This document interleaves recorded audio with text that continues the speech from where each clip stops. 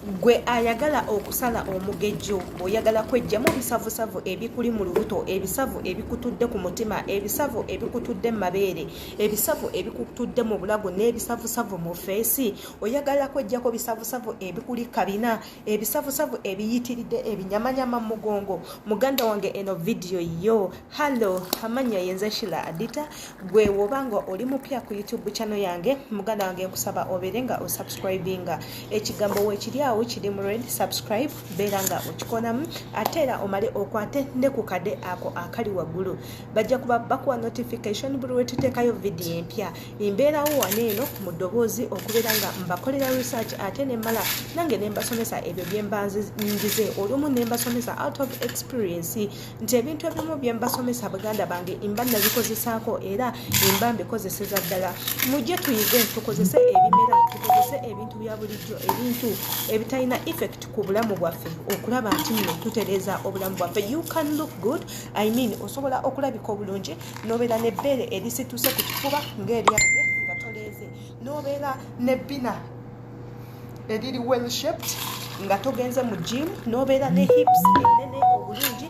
nga tomaze kugenda wantu wonna nga tukoze surgery nti bagenda kusalako kino ekinyama bagenda kujjako kino bakuteeka ekiri nedda ng'okozeseza ebintu bya bulijjo olunaku olwaleero tugenda kusoma tutya bwe tugenda okuba nga tusala omubiri tutya bwe tugenda okuba nga tusala omugejjo tugenda kukogga wena ayagala okukogga jangu obeere wano oba oli musajja oba oli mukazi jangu okogge weetaaga ebintu bitono nnyo weetaaga Nescafe weetaaga coffee yekka weetaaga lemoni yekka weetaaga jinja yekka wobanga omuyina naye nga okuteekamu jinja kiri optional osobola obutateekamu jinja osobola obutateekamu cinnamon bwe tugamba cinnamon abamu temumutageera cinnamon gubeera mu dalasini oyinza obutaguteekamu nga gwe toyagala n'ogamba ngenda kukubeera nga nkozesa coffee ne lemon okulaba nti ndabika bulungi ofune this slimming body ofune omubiri ogulabika obulungi omanyi omukyala ng'oyagala okulabika obulungi kinyuma nnyo ngeno waggulu oli mutono nga then eno wansi oli munene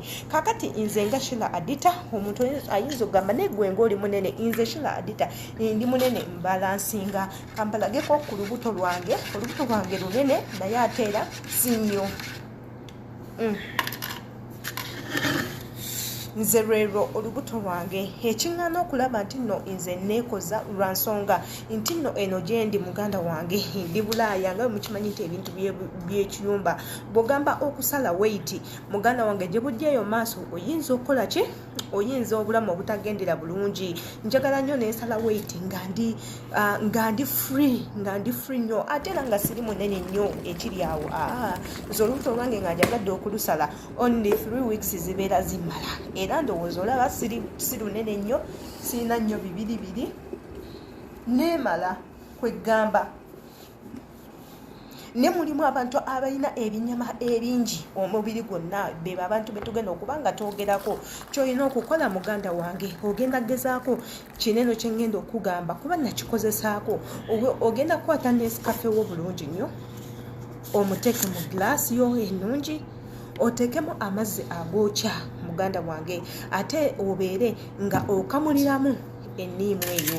woomala ebintu ebyo olina okubinywa every morning nga tonnaba kulya breakfast tonnalya kintu kyonna kyekintu kyolina okusoosa mu lubuto nti enniimu eyo egenda kuyambako okusala amasavu gonna we gakutte oba gakutte wano oba gakutte wano oba gakuli wano kubanga ffe abakyala bwe tuba nga tugenda okugejja tusookera mu lubuto okugejja kwonna kusookera ku lubuto n'otandika okugejja olubuto amasavu gatandika okutekinga place ne gabeera nga gakula ebifoofofo we galina okutuula kyova olaba ebiseera ebisinga omuntu waaba agezze atuuka n'ekiseera nga takyasobola kussa bulungi nti amasavu gava waneeno ne gatandika okuba nga gambuka eno waggulu ku mutima omuntu n'atuuka ekiseera nga azitowereddwa nga tasobola kutambula bulungi, tasobola kussa bulungi, tasobola kwebeezawo nga ye omuntu, obulamu bwe ne bubeera nga bugenda busembengerera. Naye okozesa ebintu bya bulijjo n'otagenda mu ddwaliro nti bagenda kukusala, n'otagenda mu jiimu kudduka, n'ogamba kanneteeke ku balanced diet, kaŋŋambe nti nno ku makya ngenda kunywayo lemoni wange nga ntaddemu kofi okuva ku ssaawa emu paka ssaawa 3 ez'emisana. Ogamba okuva ku ssaawa 3 ez'emisana ngenda kulyayo salads